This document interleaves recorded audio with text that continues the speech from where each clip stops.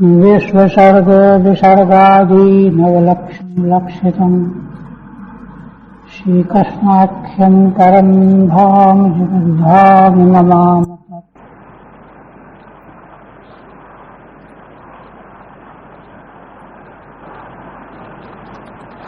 परम आदरणीय यति वृंद भक्त वृंद एवं श्रोत्र वृंद, श्रीमद् भागवत के एकादश स्कंध के अंतर्गत उद्धव जी के द्वारा प्रश्न किए जाने पर श्री भगवान वैदिक सनातन धर्म का निरूपण कर रहे हैं।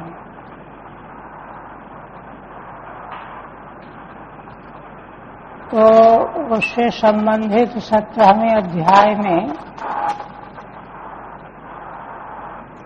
वर्ण धर्म और ब्रह्मचर्य आश्रम धर्म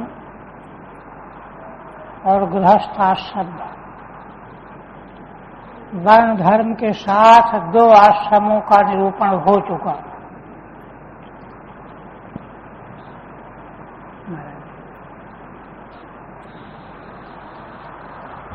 भगवान ने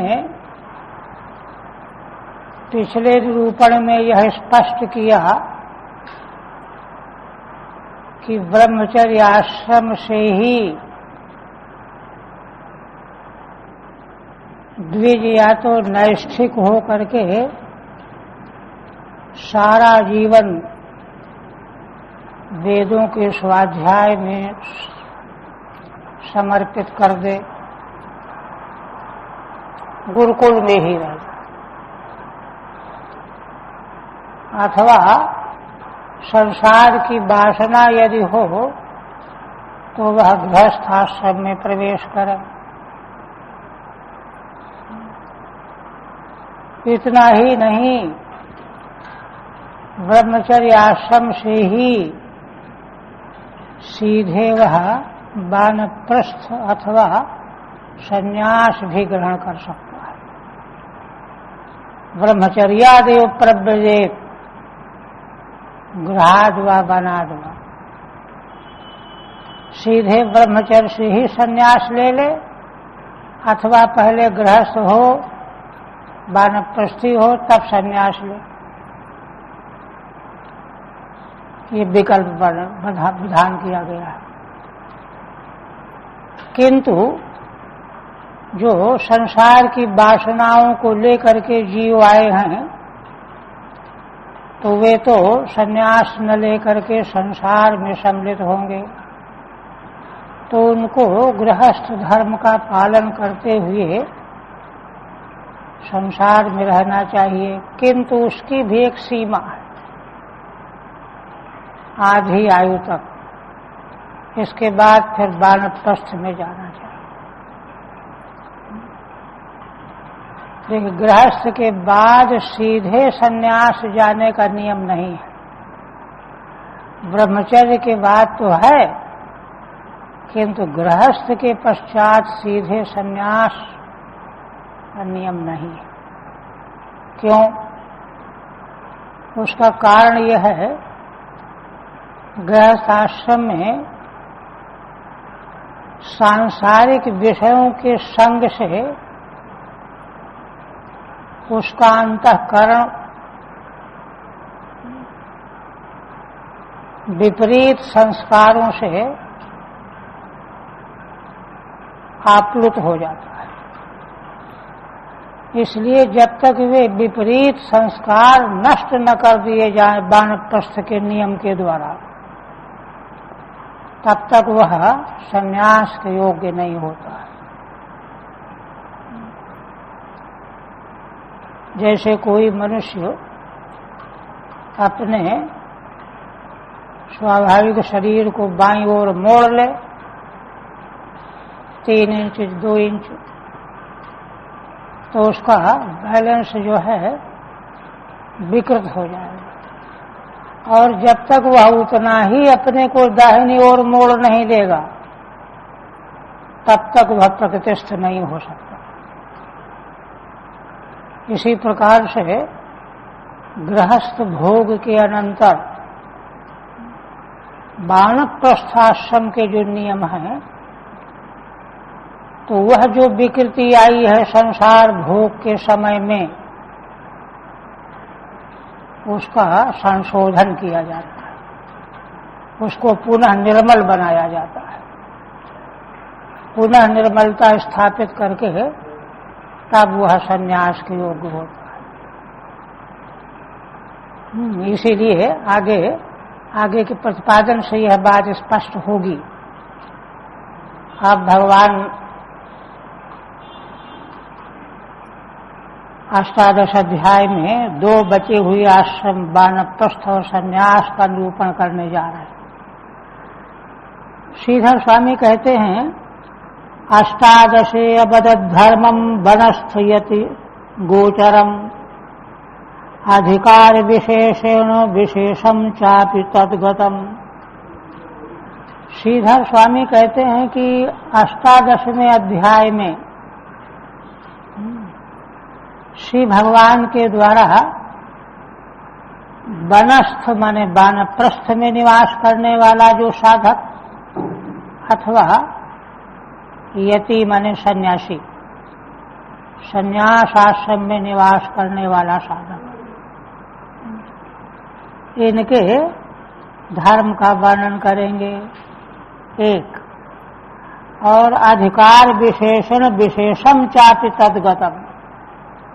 इन दोनों आश्रमों में, वानप्रस्थ आश्रम में भी और यति आश्रम में भी, संन्यास आश्रम में भी अधिकार भेद के कारण विशेष का वर्णन भी किया जाएगा।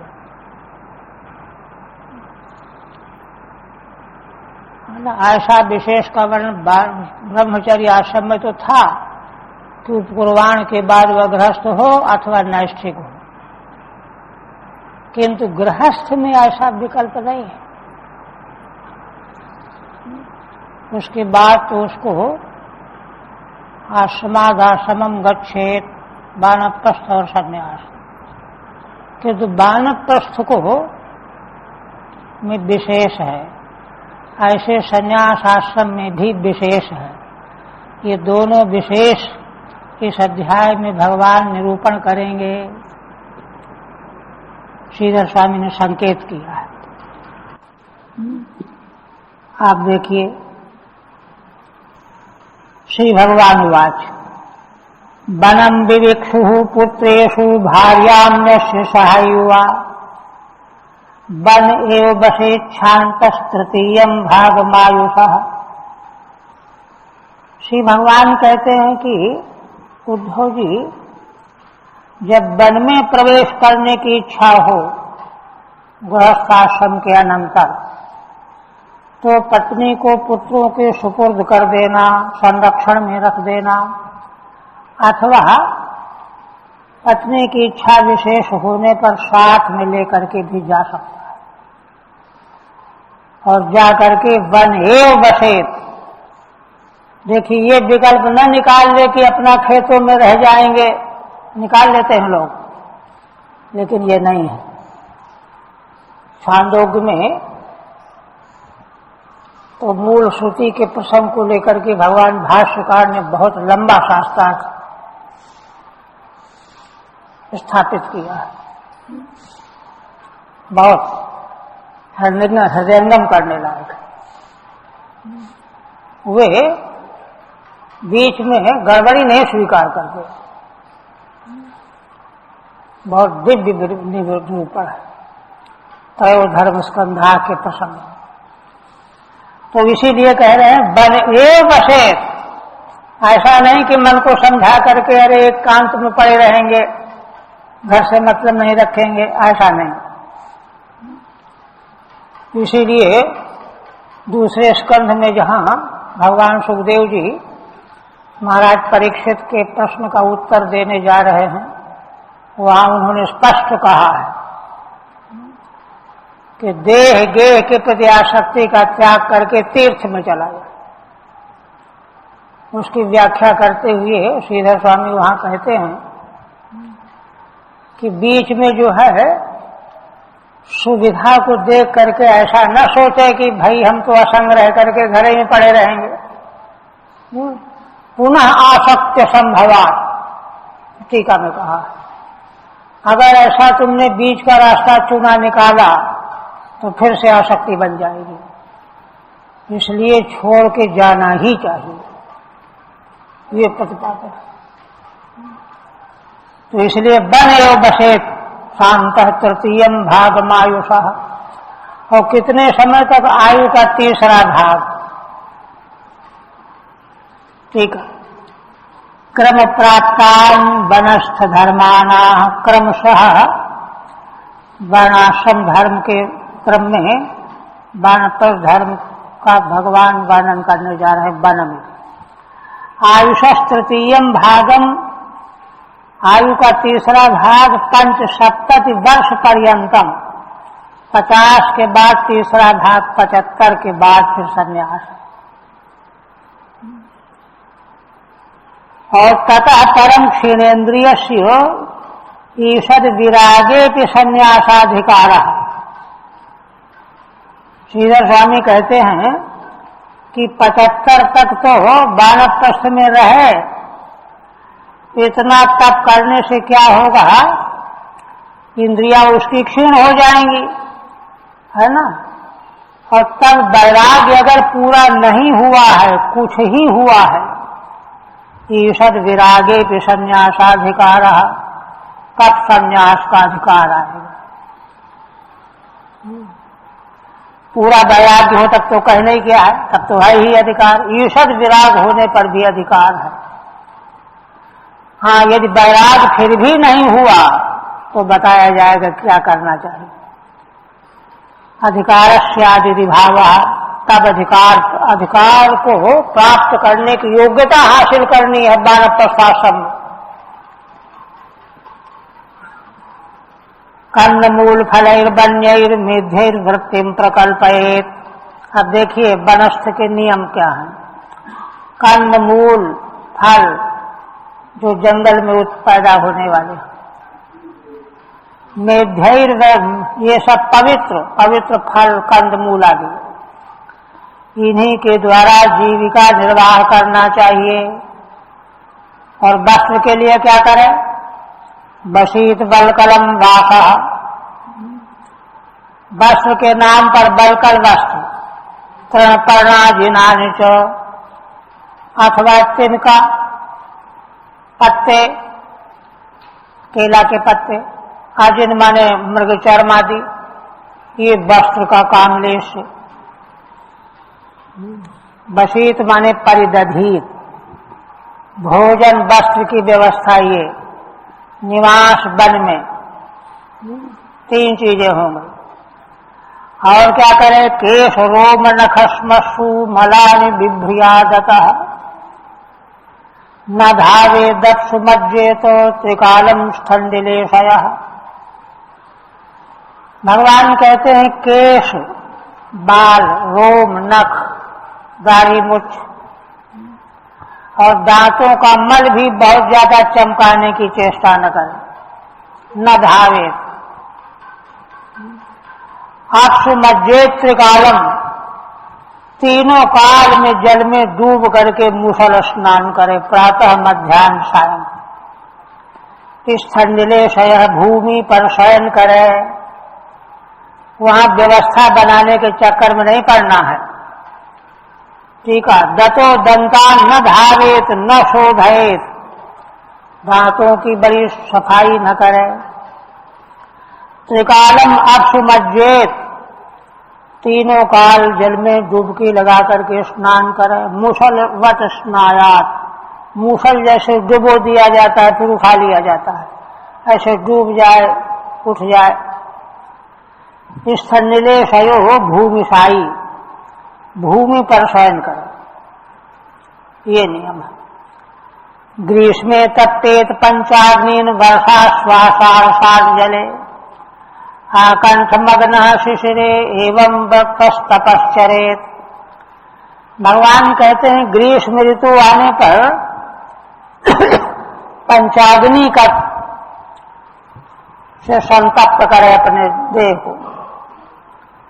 और वर्षासु आषाढ़ साग जले, और वर्षा ऋतु में है ना, ऊपर शरीर को खुले मैदान में बैठ करके सारी वर्षा अपने ऊपर ले ले। शीतकाल में जले आकंठ मग्न शिशिरे एवं व्रतस्तपश्चरेत, शीतकाल में आकंठ तक जल में डूब करके जप करे। 3 ग्रीष्म, वर्षा और शिशिर, तीनों के नियम बता दे। ठीक है। तपेत पंचाग्नि, पंचाग्नि तापने का तप। पंचाग्नि का क्या है ना, सूर्येण सह चतुर्दिशम अग्नि निधाय, ऊपर से सूर्य चारों दिशाओं में अग्नि जला ले, काष्ठ जला करके, और अपने शरीर को तपावे। देखिए कैसे नियम है, इनका पालन करें तो निश्चित रूप से वह परिणाम निकले। आषाढ़ सात माने आषाढ़म धारा संपातम सहते इति, आषाढ़ सात वर्षा ऋतु में सारा जल अपने ऊपर सहन करे, मूसलाधार वर्षा में बैठा रहे। तथा अभ्रावकाशम नाम व्रतम चरेत, इसका स्मृतिकारों ने अभ्रावकाश नाम का व्रत कहा है। गर्मी में पंचाग्नि तापना, वर्षा ऋतु में अभ्रावकाश, है ना, मूसलाधार वर्षा में खुले में बैठ जाना, ये व्रत है, व्रतम चरेत। और शीतकाल में जले आकंठ मग्न उदक वासम नाम व्रतम चरेत, शीतकाल में कंठ तक डूब करके उदक वास नाम का व्रत है। तीनों काल के 3 तरह के व्रत है। इसी तरह से अग्निपक्वम समस्नीयात काल पक्व मथा पिवा पूलूखलास्मकुत्तो वा दंतो लूखल एवा। भगवान कहते हैं कि अग्नि में पका करके कंदमूल फल खाए, अथवा समय से जो पक करके पके हुए हैं उनको खाए, अथवा उलू खलास्मकुत्तो वा, उलू खल में कूट करके खाए, पत्थर में कूट करके खा ले। दंतो लूखले वा, अथवा दांत को ही उखल की तरह से कुचल कुचल करके खा ले। ये ठीक है। उलू खलेन वास्मना वा कुत्तयति, उलू खल में अथवा पत्थर से कूट करके खाए। कंदयति तथा दंता एव उलू खलम यशसा तथा, अथवा दांत ही जिसके उखल है। स्वयं संचिनुयात् सर्वम आत्मनो वृत्ति कारणम देश काल बलाभिज्ञो न ददीतान्यदायुहृतम। भगवान कहते हैं कि वृत्ति चलाने के लिए, आहार के लिए, स्वयं अपने लिए आहार के लिए कंदमूल फल को चारों ओर से ढूंढ करके लावे, चयन करके लावे। और इसके लिए देश काल का ज्ञान होना चाहिए। देश काल और बल, कौन चीज अपने को अनुकूल पड़ेगी, कौन चीज हानिकर हो जाएगी। नाददी तान्यदायी हृतम, कोई दूसरा ला करके दे दे उनको स्वीकार न करे।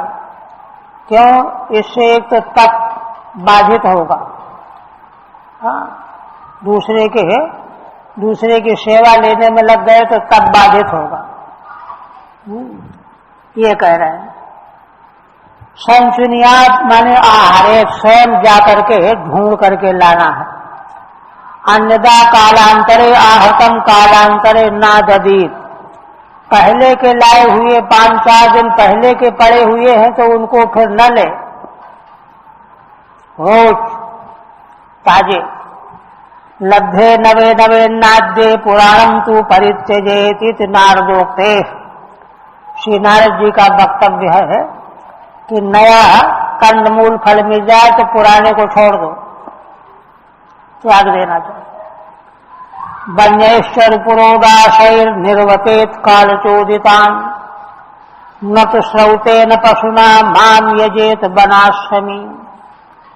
भगवान कहते हैं कि जंगल के जो पदार्थ हैं अन्नादि, उन्हीं के द्वारा चरु पुरोगास यज्ञ के लिए तैयार करें।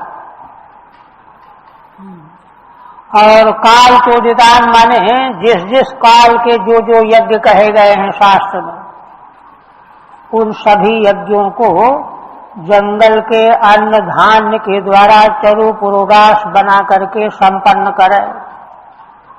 न तो सौते न पशुना माम यजेत वनाश्रमी। वानप्रस्थी को श्रौत याग जो पशु के द्वारा भी होता है, उसके द्वारा वानप्रस्थी को मेरी आराधना नहीं करनी चाहिए, निषेध है। काल चोदिता अग्रहणादीन जो तत्काल में जो यज्ञ कहे गए हैं, अगहन के मास में, चातुर्मास, दर्श, पूर्णमास आदि। अग्निहोत्रम च दर्शस्य पूर्णमासस्य पूर्ववत् चातुर्मास्यानि च मुनेः आमनातानि च नैगमैः। भगवान कहते हैं कि देखो, वानप्रस्थी के लिए अग्निहोत्र, दर्श, पूर्णमास, ये पूर्व आश्रम में जो गृहस्थ आश्रम में कहे गए हैं, उसी तरह से वानप्रस्थ आश्रम में भी चातुर्मास आदि मुनि के लिए भी वेदों में बताए गए हैं। नैगमैः वैदिकैः, वैदिकों के द्वारा वेदों में इनका विधान वर्णन किया है।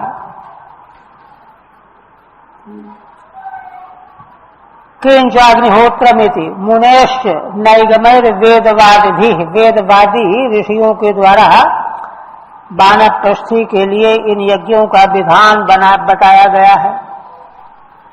एवं चेन्न तपसा मुनिर्धमन संततः माम तपोमयमाराध्यो ऋषिलोकादुपैति माम। भगवान कहते हैं कि इस प्रकार से तपस्या का चयन करते करते जब वानप्रस्थी के शरीर में धमनी दिखाई देने लगे, इतना क्रश हो जाए, माम तपोमयमाराध्यो, वह तपोमय मेरी आराधना करके फिर ऋषिलोकादुपैति माम, पहले वह ऋषि लोक प्राप्त करता है, महारलोक, और वहां से फिर क्रमशः मेरे पास आ जाता है, भगवत धाम को प्राप्त कर लेता है। श्रीधर स्वामी कहते हैं अस्य निष्कामस्य फलमाह, निष्काम वानप्रस्थी का फल बताते हैं। एवं इति धमनी भी शिरा भी संततो व्याप्ता, उसके शरीर में शिराएं व्याप्त हो गई, चमकने लगी। यावत् जीवन कृतेन तपसा शुष्क मांस इत्यर्थः, जब तक जीवन रहा तब तक तपस्या करता रहा, इसलिए उसका मांस सूख जाता है।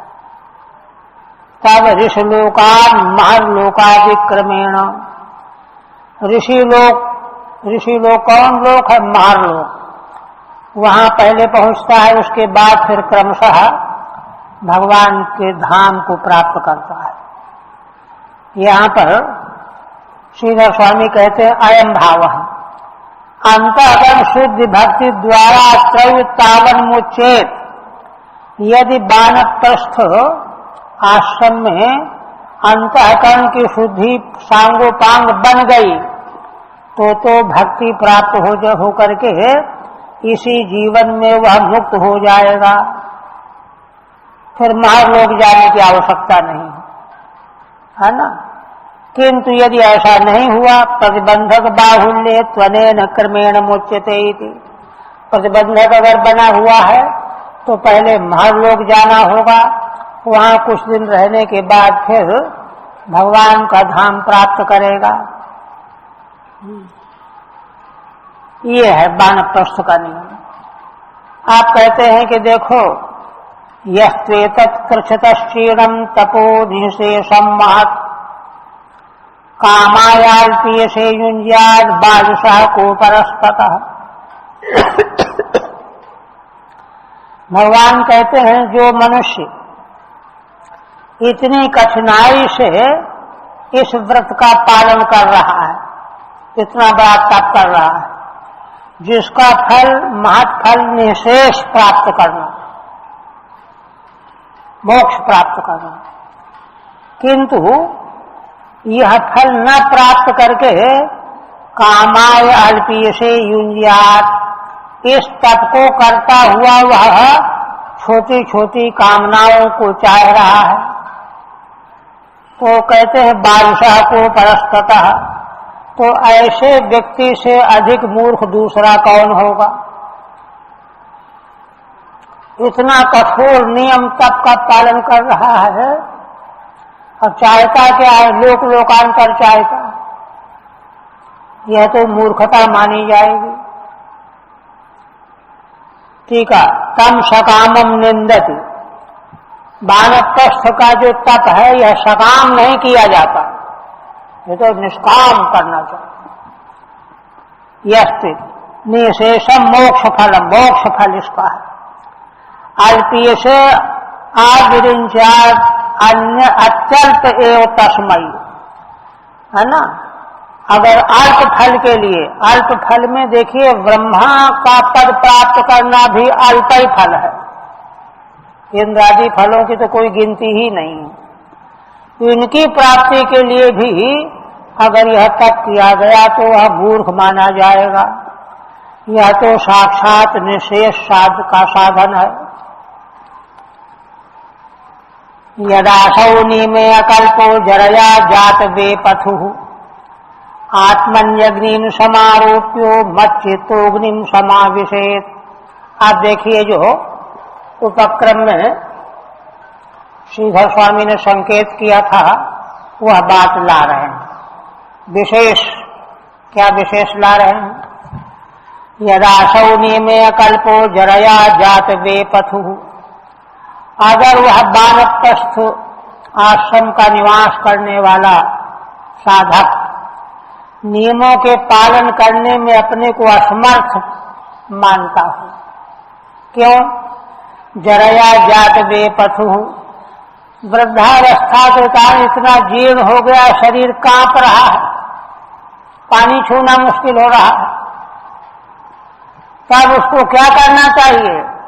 देखिए, है ना, भगवान कहते हैं कि यहीं से उसको अपना साधन रोक करके अग्रिम जन्म की तैयारी करनी चाहिए। आत्मन्यग्निम समारोप्यो, अब जिन अग्नियों की आराधना कर रहा था उनको अपने भीतर आरोप कर ले और चित्त को भगवान में लगा करके अग्नि में अपने को समाहित कर दो, अग्नि में अपने जीवन का दाह कर दो। देखिए शास्त्र की बात देखिए क्या है, मतलब यह है कि या वैराग्य, आगे तो कहेंगे वैराग्य अगर हो गया है तब तो चतुर्थाश्रम में जाए, वैराग्य नहीं हुआ तो आश्रम चतुर्थाश्रम में जाने का नहीं। ज्ञान वैराग्य वाले को अधिकार है ना। इसको तो ज्ञान वैराग्य हुआ नहीं और नियम का पालन कर नहीं पा रहा, तो उसको वहीं से जीवन को रोक देना चाहिए। देखिए उसमें किसी तरह की कोई सुविधा नहीं बताई गई है ना। यहीं पर जो है संकल्प पूर्वक देह का त्याग कर देगा, अग्नि के हवाले कर देगा, तो आगे फिर जो है नया जन्म प्राप्त होने पर आगे उसकी साधना फिर बढ़ेगी। और यदि इसका उपेक्षा करके और मनगढ़ंत कर लिया गया तो कल्याण नहीं होगा, ये संकेत है यहाँ पर। ठीक है। एवं यावत जीवन वर्तमान से मोक्ष, यावत जीवन इस प्रकार से वर्तमान रहने पर मोक्ष होगा। तृतीय भागावसाने तो मंद विरागे के संन्यासाधिकार, तृतीय भाग के अवसान में अगर विराग हो गया है किंतु मंद है, थोड़ा कम है, तो संन्यास ले सकता है। यदि तू ततो अर्वाग्यो स्वधर्मा शक्तो भवेत, किंतु अभी 75 की अवस्था नहीं हुई, शरीर 65-70 में ही कुछ करने लायक नहीं रह गया, अपने धर्म का पालन करने में असक्त हो गया और वैराग्य भी नहीं हुआ, है ना। तदापि सम्यक अविरक्ता, तो दो चीजें हो सकती हैं, या तो सम्यक विरक्त न हुआ हो या विरक्त हो गया। तो विरक्त अगर हो गया है 25 वर्ष से कम ही में, तो संन्यास ले सकता है। अब विरक्त अगर नहीं है तो शरीर का त्याग करना पड़ेगा अग्नि में, ये है नियम। तत्वा विरक्त से कृत्यमाह, अगर विरक्त नहीं हुआ है और कुछ नियम पालन करने लायक भी नहीं रहा, है ना। यदाइत जातो वेपथु कंपो देहे यस्य सह, जिसके शरीर में कंप होने लगा तो उसको अग्नियों को अपने भीतर समाहित करके देह का अग्नि में त्याग कर देना चाहिए। किंतु यदि वैराग्य हो गया है 75 वर्ष तक या उसके पहले अथवा 75 के बाद भी लगा हुआ है, नियम पालन करने में लगा हुआ है, 75 के बाद तक भी नियम पालन करने में मनाही नहीं है, किंतु विरक्त हो जाने के बाद पहले चाहे 2-4 वर्ष और व्यतीत करने के बाद तब संन्यास में।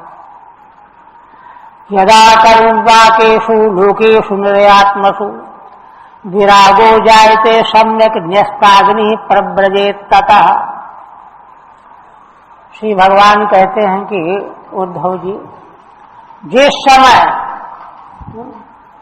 है ना, कर्म के विपाक स्वरूप सारे लोक लोकांतर 14 भुवन,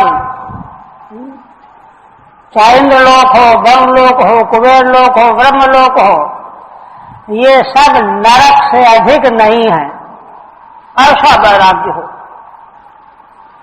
निर्यात्मक सब नरक तुल्य ही हैं, ऐसा वैराग्य होना चाहिए। विरागो जायते सम्यक, सम्यक वैराग्य हो।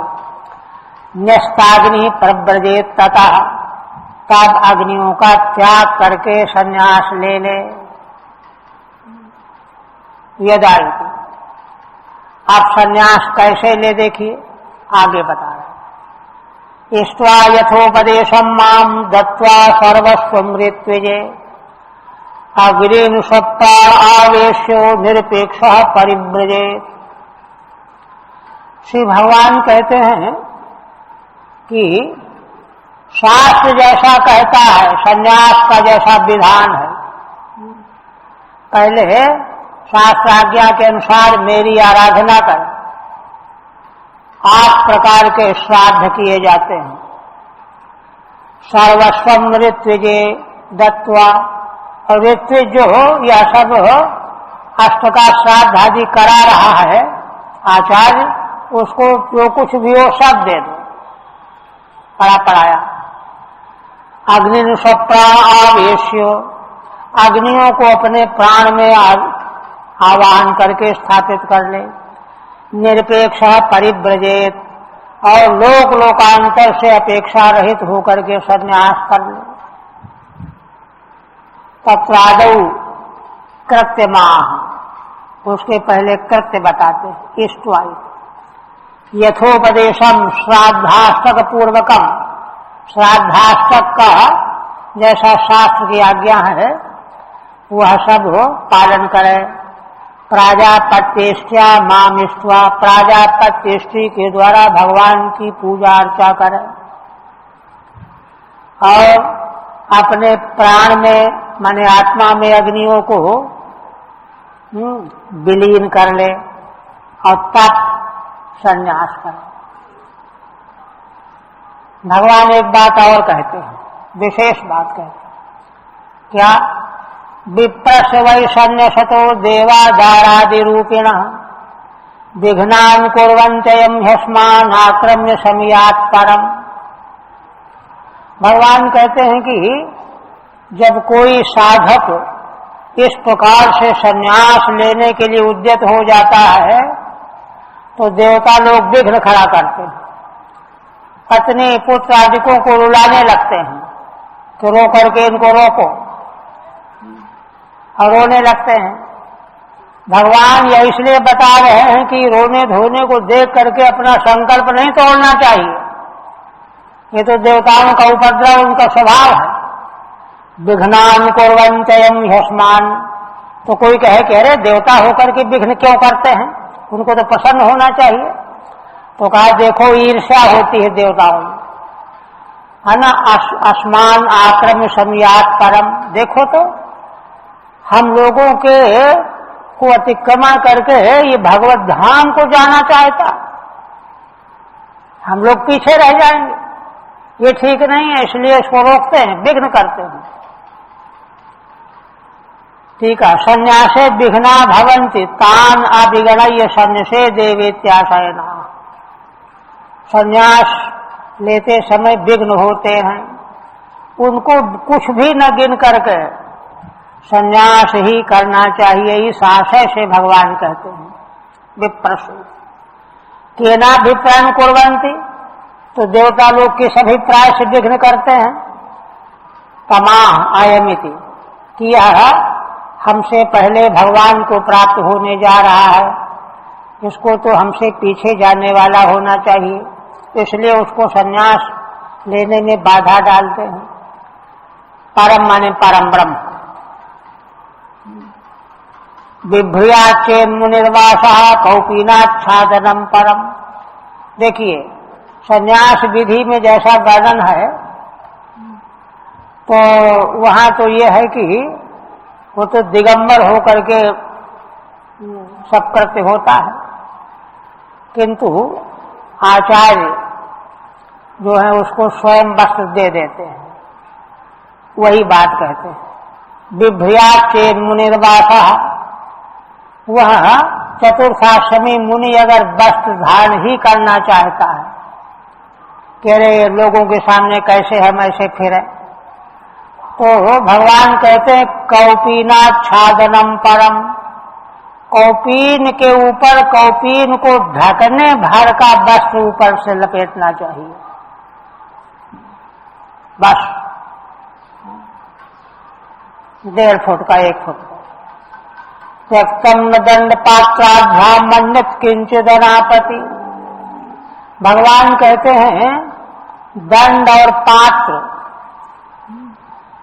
है ना, इनके अतिरिक्त जो जो कुछ पहले त्याग दिया गया है उसको कुछ किसी को भी ग्रहण नहीं करना है।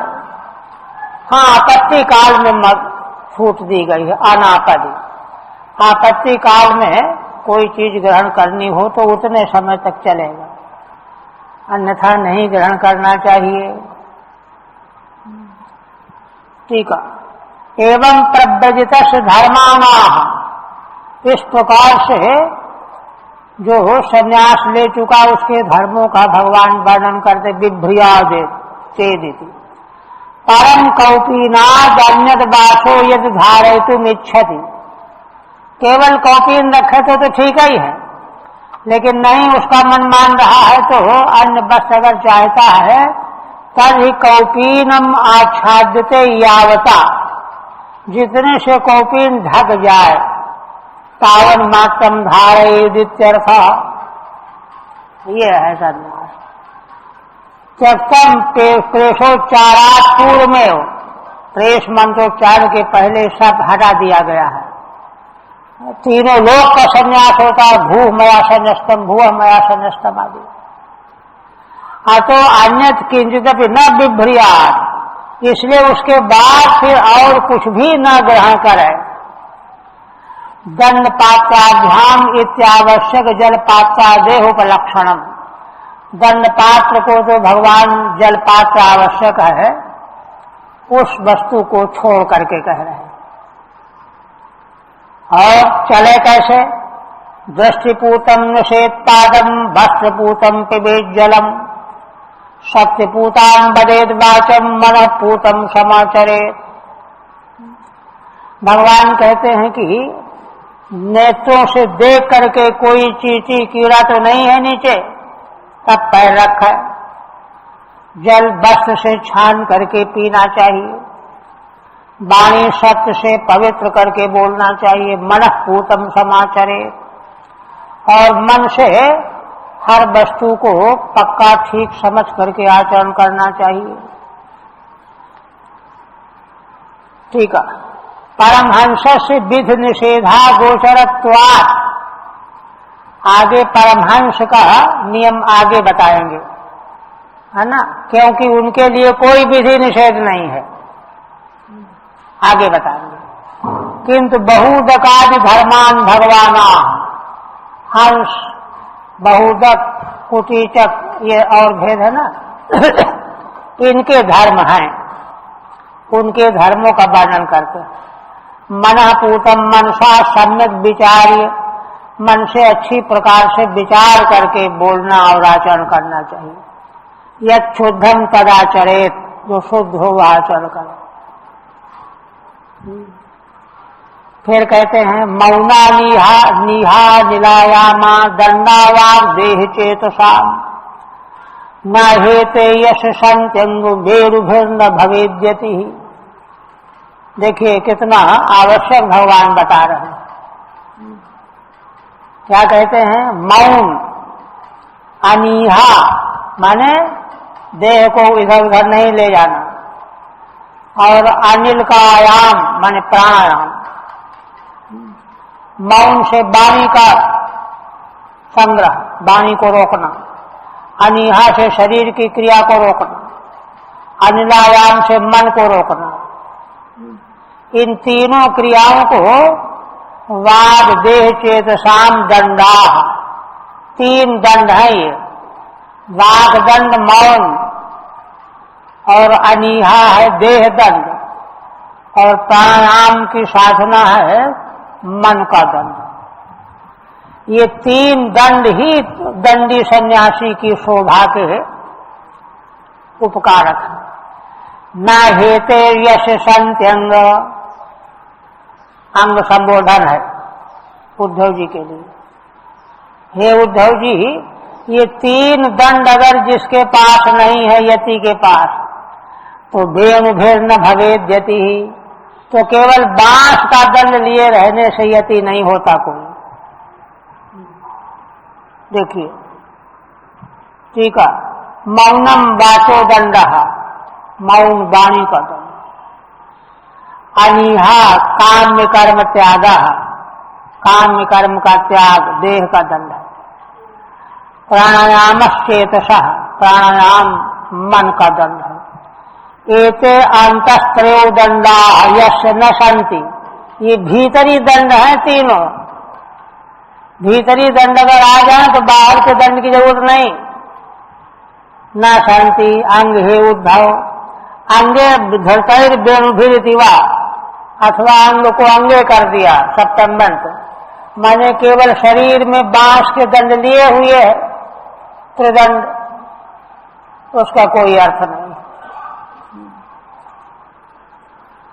ये देखिए फिर कहते हैं भिक्षाम चतुर्षवर्णेषु विगर्यान विगरिहान वर्जयंश्चरेत सप्तागारान्न संकृप्तांस्तुष्टे लब्धेन तावता। भगवान कहते हैं 4 वर्णों में यति के लिए विगरिहान वर्जन, जो पतित, विगर माने निंदित, पतित, दुराचारी, अनाचारी, उनको छोड़ करके भिक्षा लेनी चाहिए। कोई कोई चतुर्षवर्णेश कहते हैं ब्राह्मण जाति में ही 4 भेद करते हैं, वर्ग करते हैं, ऐसा भी व्याख्यान करते हैं स्मृतिकार। और कोई चारों वर्ण, सप्तागारान असंकृतान, 7 घरों में, अधिक से अधिक 7 घरों में। 5 से काम चल जाए तो फिर आगे नहीं, 3 से चल जाए तो आगे नहीं, 7 से आगे तो कतई नहीं, काम चले चाहे न चले। असंकृतान है ना, पहले से संकल्प न बनावे कि इन घरों में जाकर के भिक्षा लूंगा। तो से लब्धे न तावता, जितना 7 तक में जितना मिल जाए, अगर पूरा 6 में हो गया तो लौट आओ, 7 से आगे नहीं बढ़ना है, जितना मिल जाए उसी में संतुष्ट होकर के लौट आना चाहिए, ये नियम है। चतुर्शीति ब्राह्मणेश एव वृत्ति भेदेन चतुर्विधेषु, ये देखिए स्मृति की व्याख्या है। ब्राह्मणों में ही वृत्ति भेद से 4 भेद कर दिए गए, तो 4 वर्ण हो गए। पूर्व पूर्वा संभवेवा बिगरिहान अभिशस्त पतितान, अथवा दूसरे स्मृतिकार कहते हैं कि ब्राह्मण का घर अगर न हो तो क्षत्रिय के यहां से ले लो, क्षत्रिय का घर भी ना हो वैश्य के यहां से ले लो, वैश्य का घर भी ना हो तो चतुर्थ वर्ण से ले लो, ऐसा। हाँ, बिगड़ नहीं होना चाहिए, अभिशस्त पतित, हत्या करने वाला न हो। असंकृतान माने अत्रायम लाभो भविष्यति पूर्वम अनुद्दिष्टान, इस घर में जाएंगे तो खीर मिल जाएगी, यह पहले से उद्देश्य बना करके नहीं। असंकृतान बहिर्जलाशयं गत्वा तत्रोपस्पृश्यवाग्यतः विभज्य पावितम शेषम भुंजीता शेषमाहृतम।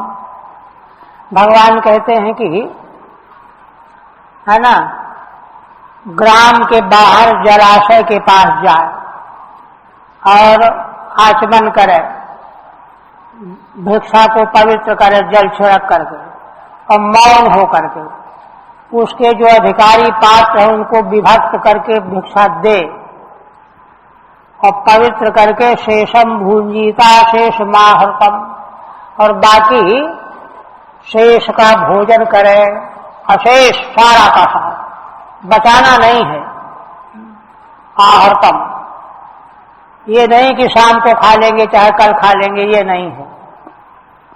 ठीक है। बहिर्ग्रामा पावितम माने प्रोक्षणादि भी शोधितम, जल छीट करके शुद्ध कर लिया। विभज्य विष्णु ब्रह्मार्क भूतेभ्य, भगवान विष्णु ब्रह्मा अर्क और समस्त प्राणियों के नाम का हिस्सा निकाल करके अलग कर दे। स्मृति में है कि जलाशय के पास है तो है ना, इन सब हिस्सों को जल में प्रवाहित कर दे। अशेषम इत्यधिकाहरणम निरस्तम, अशेषम का मतलब अधिक आहार, अधिक मांग के लाना ही नहीं है। 3-4 घर में काम बन जाए तो बस लौट आओ, ये नहीं कि कल के लिए हो जाएगा, शाम के लिए हो जाएगा। याचितम इति पाठे माधुकरण याचितम अन्नम चेत तद विभज्य भुंजीत। कोई स्मृतिकार कहते हैं भिक्षा 5 प्रकार की होती है, तो माधुकरी वृत्ति से जो भिक्षा लाई गई है याचना करके उसी में जो है विभक्त करके देना है। भुंजी तो न तो अयाचितादि भैक्ष चतुष्टय मित्यर्थ, 4 प्रकार का भैक्ष जो और है उसमें नहीं किसी को हिस्सा देना है, निवेदन नहीं करना है ना। अयाचित का मतलब हो मांगा नहीं, किसी ने वैसे ही ला करके दे दिया, अथवा किसी ने कहा कि महाराज हाथ जोड़ करके कृपा करना, इतने बजे हमारे यहाँ जाना, भिक्षा ले लेना, है ना। अथवा भिक्षा लेने की तैयारी कर ही रहा था, कोई अकस्मात ला करके दे दिया, काम चल गया, अब क्यों जाएगा। तो ये 4 प्रकार और भी हैं। आगे कहते माधु करे तो नैवेद्यम भैक्षे नान्येषु विद्यते। माधुकरी भिक्षा का जो भैक्ष्य है उसमें नैवेद्य लगाए विष्णु ब्रह्मा सूर्य आदि का, अन्य में नहीं। नैवेद्यकम क्षिपेदप्सु त्रितयम भौतिकम बहिः, है ना। नैवेद्य लगाया हुआ अन्न जल में विसर्जन कर दे। त्रितयम 3 प्रकार का, भौतिकम बहिः, और जो भौतिक हैं प्राणियों को देना है, जैसे कुत्ते को देना है, पक्षी को देना है, उसको बाहर डालो पानी में, उसको नहीं डालना। इत स्मृते है, स्मृतिकारों ने सब व्यवस्था बना दी है ना। यद्वा तदानीम केनापि याचितम चेन, अथवा यद्वा करके व्याख्या करते हैं, अगर उस समय कोई आ गया भूखा, अब मांग लिया महाराज थोड़ा सा हमको मिल जाए, चेन मध्य तस्मय किंचित विभज्य दत्वा इत्यर्थः, तो उसको थोड़ा न थोड़ा दे देना चाहिए। कोई मांग रहा है, भूखा है। एकश्चरेन महीमेताम निसंगः संयतेन्द्रियः आत्मक्रीडात्मरत आत्मवान समदर्शनः।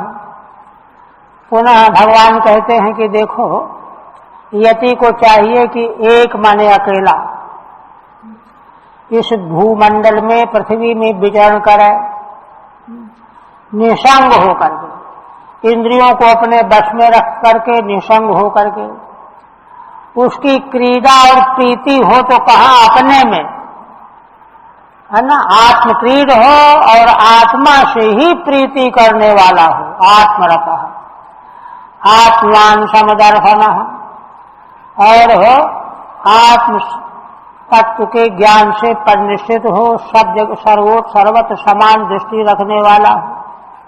किंचु एकश्चरेदिति आत्मन्येव क्रीड़ा कौतुकम यशसः, आत्मा में ही जिसकी क्रीड़ा कौतुक है। आत्मन्येव चरता तुष्ट, आत्मा में ही तुष्ट है। आत्मान माने धीर है। विविक्त क्षेम शरणो मद्भाव विमलाशय आत्मानं चिंतयेदेकम अभेदेन मया मुनि। भगवान अंतरंग साधन बता रहे हैं। कहते हैं वह यति विविक्त माने पवित्र एकांत देश में, क्षेम माने जहां निर्भयता हो, ऐसे स्थान पर निवास करे, और मदभाव विमलाशय भगवत भाव को धारण करके उसका अंतःकरण बिल्कुल निर्मल बना हुआ हो, केवल मात्र भगवान उसके हृदय में विराजमान हो। आत्मानं चिंतयेदेकम अभेदेन मया मुनि। वह यति मुनि अपने आत्मा को मुझ परमेश्वर के साथ में अभेद अभिन्न रूप में चिंतन करता रहे निरंतर। ठीक है। विविक्तम विजनम एकांत, क्षेमम माने निर्भयम, एकांत हो किंतु निर्भय हो, है ना। जंगली पशुओं का डर न हो। शरणम स्थानम यशसः मयि भावेन विमलः आशयो यशसः, मुझ परमेश्वर के प्रति भावना भावित हो करके निर्मल आशय वाला हो। अन्वीक्षेतात्मनो बंधम मोक्षम च ज्ञान निष्ठया बंध इंद्रिय विक्षेपो मोक्ष येषाम च संयमः। श्री भगवान कहते हैं कि उसको अपने भीतर एक दृष्टि प्रकट करनी चाहिए। क्या है ना, आत्मा का बंधन क्यों है और मोक्ष कैसे है। ज्ञान निष्ठा के द्वारा मोक्ष होता है और जग संसार की निष्ठा के द्वारा बंधन होता है। बंध इंद्रिय विक्षेप, इंद्रियों में विक्षेप हो, इंद्रियां चंचल हो जाए तो बंधन हो गए। मोक्ष येषाम च संयम, और इंद्रियों का संयमित होना ही मोक्ष प्राप्त होना है ना।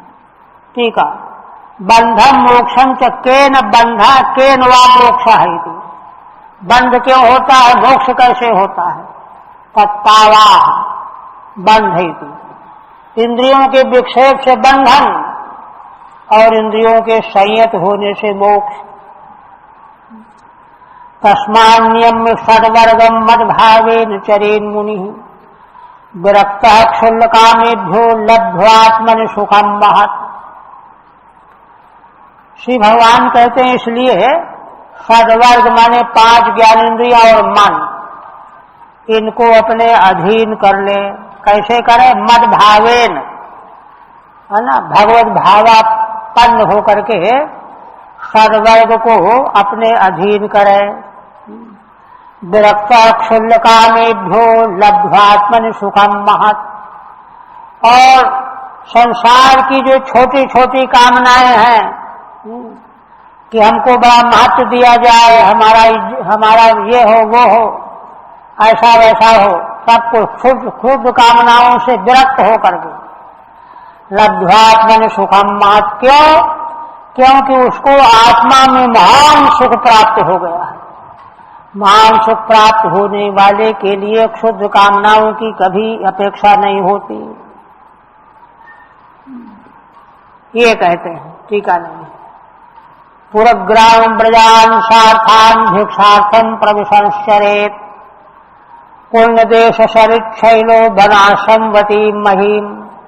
भगवान कहते हैं कि पुर, जहां बाजार लगते उसको पुर कहते हैं। ग्राम, ब्रज माने जहां मवेशी पशु, सार्थान जहां यात्री, है ना, भिक्षा के लिए इन स्थानों में प्रवेश कर जाओ। गांव में चले जाओ, नगर में चले जाओ, गौशाला में चले जाओ, यात्रियों के बीच चले जाओ। पूर्ण देश सरित शैलो बनाशंवती महीम। और जहां पुण्य पवित्र देश हो, नदियां, पर्वत, वन और आश्रम, आश्रम वाले भूमि में जहां जहां हो वहां जो है भिक्षा के लिए प्रवेश करे और इन जगहों पर रहे। पुरानी हत्तादि मंत्र, जहां बाजार है उसको पुर कहते हैं। ग्रामास्पद रहता, गांव में बाजार नहीं होता, है ना। ब्रजा गोष्ठान, गौशालाएं जहां हैं। सार्थान माने यात्रिक जन समूहान, यात्रा करने वाले जहां लोग ठहरे रहते हैं 25-50 की संख्या में। वानप्रस्थाश्रम पदे स्वभिक्षम भैक्षमाचरेत संसिध्यत्या स्वसम्मोह शुद्ध सत्व शिलांधसा। भगवान एक बड़ी महत्वपूर्ण बात बता रहे हैं।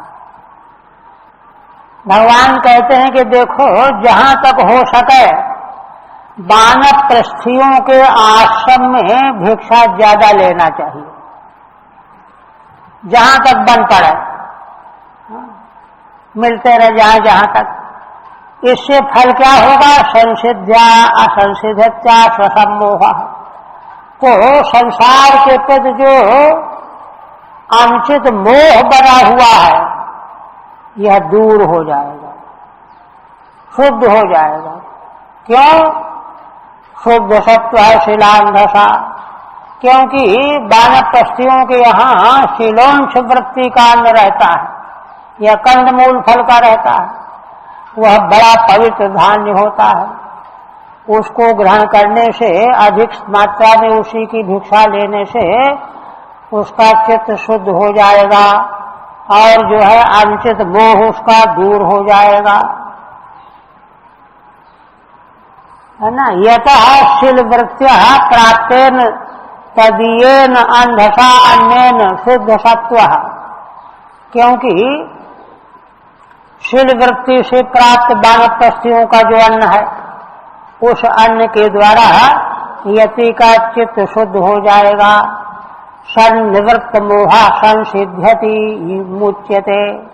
तो उसका मोह जो थोड़ा बहुत कहीं बना रह गया होगा वह भी समाप्त हो जाएगा और वह बंधन से रहित हो जाएगा। नैतद वस्तुतया पश्येत् दृश्यमानं विनश्यति असक्त चित्तो विरमे दिहा मूत्र चिकीर्षिता। भगवान कहते हैं कि देखो, यति को चाहिए कि यह दृश्यमान जितना भी संसार है, जगत है, यह कुछ भी नहीं है, वस्तुतः यह है ही नहीं। क्यों?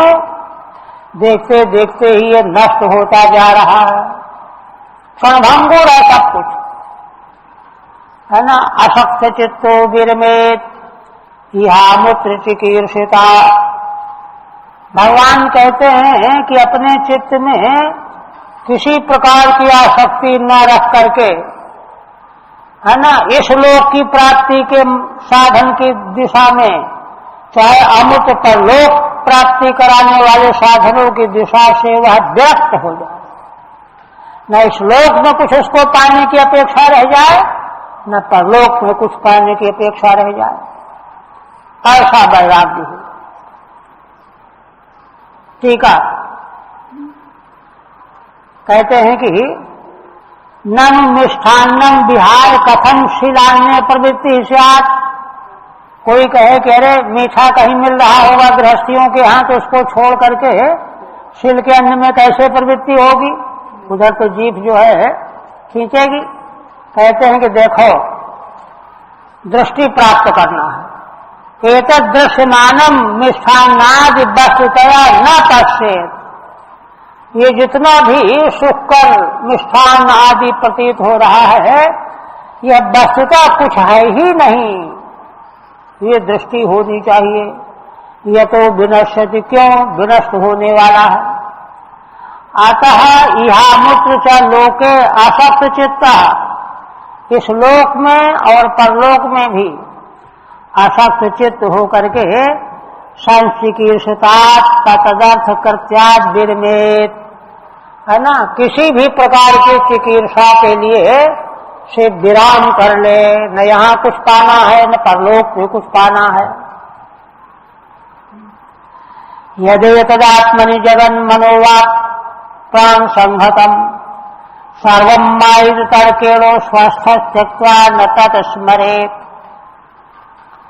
श्री भगवान कहते हैं कि देखो उद्धव जी, यति को चाहिए कि यह सारा जगत मन, वाणी, प्राण और संघत मन, इनका समुदाय है ना, यही सारा जगत है। यह जगत कहाँ प्रतीत हो रहा है ना, अपने में प्रतीत हो रहा है, हमको प्रतीत हो रहा है।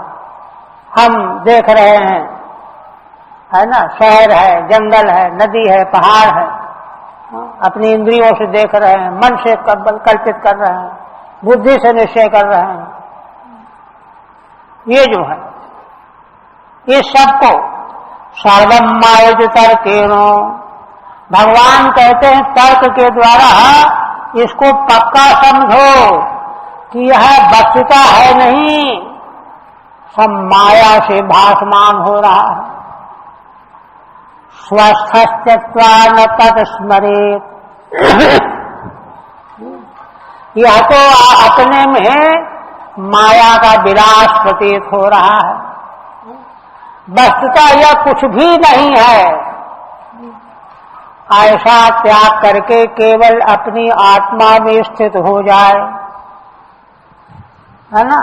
स्वस्मिन् तिष्ठति स्वस्थः, आत्मनि तिष्ठति स्वस्थः।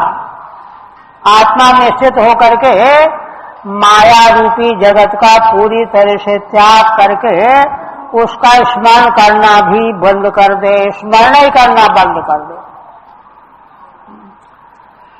ज्ञान निष्ठो विरक्तो वा मद्भक्तो वा अनपेक्षकः सलिंगान्नाश्रमांश त्यक्त्वा चरेद विधिगोचरः। आप देखिए, अरे हाँ, इसकी टीका रह गई। अच्छा, 27 में की टीका। हाँ, ननु तथापि यावद विनाशम सुख हेतुत्वात् तच्चिंतागतः कुतो विरागः स्यात्। है ना, प्रश्न किसी ने किया कि ठीक है कि सब कुछ विनाशी है, किंतु जब तक नष्ट नहीं हुआ तब तक तो उसे सुख मिल रहा है कि नहीं मिल रहा है? ऐसा जो सोच रहा है उसको वैराग्य कैसे होगा? अरे भाई, जब नाश होगा तो होगा, अभी तो सुख दे रहा है। तो वैराग्य कैसे होगा? इस पर कहते हैं यदेतदिति एतद् जगन ममतास्पदम मनोवाक प्राणी संहतम। यह संसार जो ममतास्पद है, जिसके प्रति बड़ी भावना बनी हुई है, मन से, वाणी से, इंद्रियों से जिसको वह ग्रहण करता रहता है, सहितम अहंकारास्पदम, अहंकार के द्वारा उसको टटोलता रहता है।